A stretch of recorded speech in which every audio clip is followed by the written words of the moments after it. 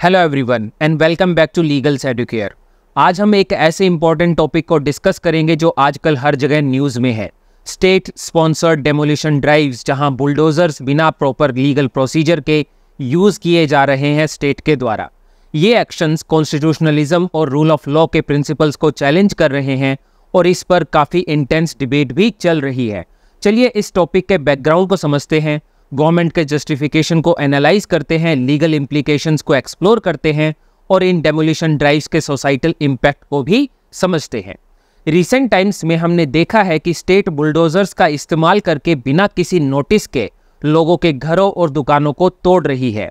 Recently Madhya Pradesh के छतरपुर में एक इंसिडेंट में एक पॉलिटिकल लीडर हाजी शहजाद अली के महल जैसे घर को बुलडोजर से गिरा दिया गया। ये इंसिडेंट तब हुआ जब चीफ मिनिस्टर मोहन यादव ने डिस्ट्रिक्ट एडमिनिस्ट्रेशन को स्टर्न एक्शन लेने को कहा और कुछ ही घंटों के बाद उनके घर को खत्म कर दिया गया। शहजाद अली पर यह एक्यूजेशन थे कि वो उन लोगों में से एक था जो छतरपुर कोतवाली पुलिस स्टेशन पर अटैक में इन्वॉल्व थे। स्टेट ने इन डेमोलिशंस को बिना परमिशन के इलीगल कंस्ट्रक्शन के बेसिस पर जस्टिफाई किया, लेकिन ऐसे सडन एक्शंस किसी पॉलिटिकल वेंडेटा के पार्ट लगते हैं। एक और सरप्राइजिंग केस उत्तर प्रदेश के सिद्धार्थनगर से आया, जहां खुद पुलिस स्टेशन के बाउंड्री वॉल बुलडोजर से गिरा दी गई क्योंकि वो इलीगल एनक्रोचमेंट लिस्ट में आ रही थी। ये भी एक आयरनी है, जहां पुलिस डेमोलिशन ड्राइव्स को असिस्ट कर रही थी, वहां उनका खुद का ही स्टेशन निशाने पर था।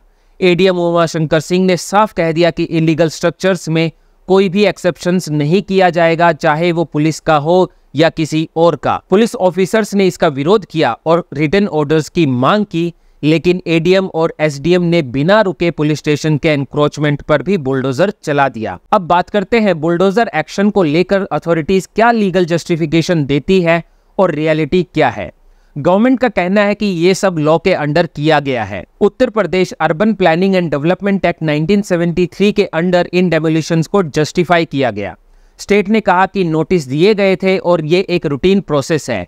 इसका मकसद इलीगल कंस्ट्रक्शन को खत्म करके एक डेटरेंट इफेक्ट क्रिएट करना है।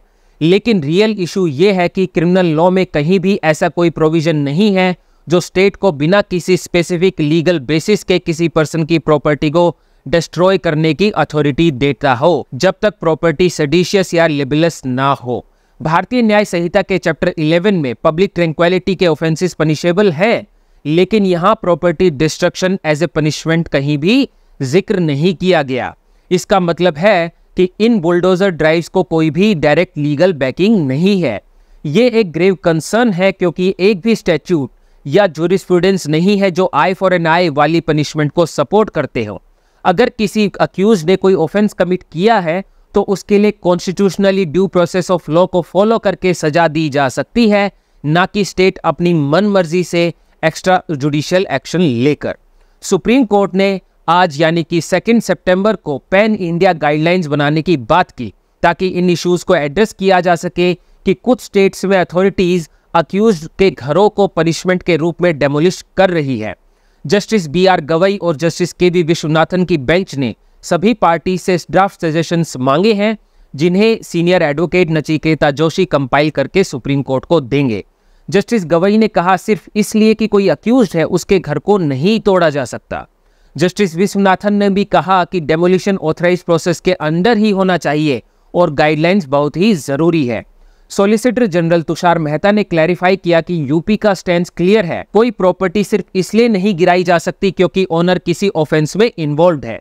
सीनियर एडवोकेट दुष्यंत दवे ने याद दिलाया कि अप्रैल 2022 के जहांगीरपुरी राइट्स के बाद बिना प्रॉपर हियरिंग के लोगों के घरों को डेमोलिश किया गया था। अब क्वेश्चन ये है कि क्या किसी इलीगल कंस्ट्रक्शन को डेमोलिश ही नहीं किया जा सकता? क्या इसके रिगार्डिंग कोई भी लॉज रेगुलेशंस नहीं है? इंडिया में डेमोलिशन ड्राइव्स को रेगुलेट करने के लिए जो स्टैट्यूटरी लॉज हैं, जैसे कि Uttar Pradesh regulation of building operations act 1958, Uttar Pradesh urban planning and development act 1973, Delhi municipal corporation act 1957 and Madhya Pradesh land revenue code 1959, इन सब लॉज में डेमोलिशन से पहले प्रॉपर नोटिस देना जरूरी है।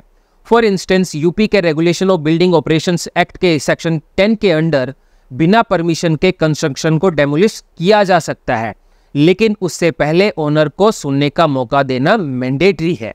Similar provisions exist in other states like Delhi और मध्य प्रदेश, जहां डेमोलिशन ऑर्डर पास होने से पहले एक अपॉर्चुनिटी ऑफ हियरिंग दी जाती है, लेकिन ग्राउंड रियलिटी कुछ और ही कह रही है।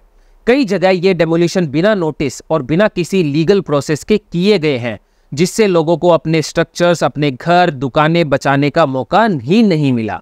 सुप्रीम कोर्ट ने ओल्गा टेलिस केस में कहा था कि बिना नोटिस के डेमोलिशन फंडामेंटल राइट्स का वायलेशन है। हर स्टेट के डेमोलिशन रूल्स अपने स्टैट्यूट से रेगुलेट होते हैं, लेकिन इन सब का मेन गाइडिंग प्रिंसिपल कॉन्स्टिट्यूशन है। आर्टिकल 21 कहता है कि किसी भी पर्सन को उसकी लाइफ एंड पर्सनल लिबर्टी से डिप्राइव नहीं किया जा सकता without following the due process of law. Maneka Gandhi case में भी सुप्रीम कोर्ट ने क्लैरिफाई किया, ड्यू प्रोसेस ऑफ लॉ का मतलब सिर्फ एक सिंपल प्रोसीजर नहीं है, the procedure must be fair, just and non arbitrary. Olga Tellis case में सुप्रीम कोर्ट ने राइट टू हाउसिंग को आर्टिकल 21 का पार्ट माना और Sudama Singh versus government of NCT of Delhi में एम्फेसाइज किया कि एविक्शन फेयर प्रोसीजर फॉलो करके ही किया जा सकता है। ये डेमोलिशन ड्राइव्स एक डायरेक्ट अटैक हैं हमारे फंडामेंटल राइट्स पर, और बिना नोटिस या प्रॉपर हियरिंग के तो स्टेट की ये पावर एक बेलगाम घोड़े जैसी होती है। सुप्रीम कोर्ट ने municipal corporation of Ludhiana versus Inderjit Singh case में नोटिस के बिना डेमोलिशन को आर्बिट्रेरी बताया, और municipal corporation of greater Bombay versus Sunbeam Hightech Developers case में कोर्ट ने कहा बिना प्रॉपर प्रोसीजर फॉलो किए डेमोलिशन इलीगल है। इन जजमेंट से पता चलता है कि बिना किसी प्रॉपर नोटिस के या अपोजिट पार्टी को अपॉर्चुनिटी दिए बिना किए जाने वाले डेमोलिशंस इलीगल हैं। और एक रेजिडेंशियल बिल्डिंग सिर्फ अक्यूज की प्रॉपर्टी नहीं होती, उसमें उसकी फैमिली रहती है, उसके ओल्ड पेरेंट्स रहते हैं, उसके बच्चे भी रहते हैं। माइनर वायलेशंस को रेक्टिफाई करने की जगह डेमोलिशन कर देना एक एक्स्ट्रा जुडिशियल पनिशमेंट के एग्जाम्पल है। तो अब रास्ता क्या है? What is the way out? Constitutional morals और ड्यू प्रोसेस को फॉलो करना बहुत ही जरूरी है।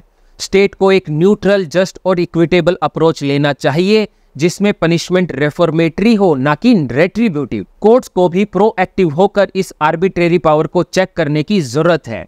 गवर्नमेंट और सिटीजन्स दोनों को मिलकर कॉन्स्टिट्यूशनल वैल्यूज एंड कन्वेंशंस को अपहोल्ड करना होगा। ये बुलडोजर राज सिर्फ एक लीगल डिबेट नहीं है, बल्कि हमारे डेमोक्रेटिक फैब्रिक के लिए एक वार्निंग है। क्या हम एक ऐसे समाज में जी सकते हैं जहां बुलडोजर न्याय का प्रतीक बन जाए? ये सवाल सिर्फ स्टेट के लिए नहीं, बल्कि हर एक सिटीजन को अपने आप से पूछना चाहिए।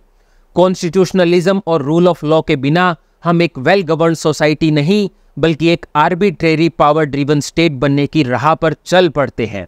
तो इसी के साथ वीडियो को कंक्लूड करते हैं। If you like this video, please like, share and subscribe, and comments में बताएं कि आप इस बुलडोजर राज के बारे में क्या सोचते हैं। Thank you.